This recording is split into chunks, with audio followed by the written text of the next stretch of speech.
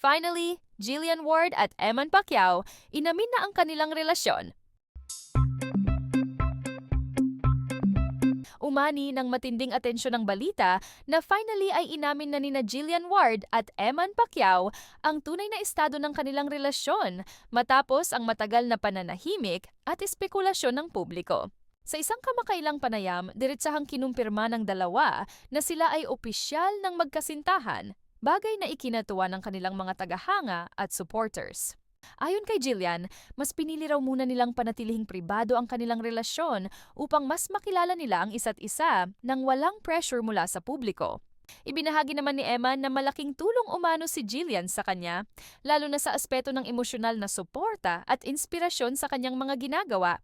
Matagal nang napapansin ng netizens ang pagiging close ng dalawa sa social media, kung saan madalas silang magpalitan ng sweet comments at magkasamang nakikita sa ilang events.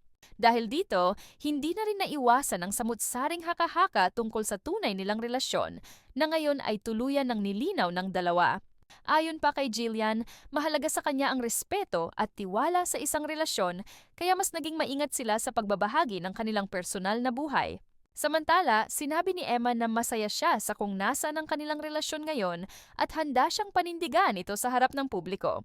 Marami sa kanilang fans ang nagpahayag ng suporta at tuwa matapos lumabas ang balita.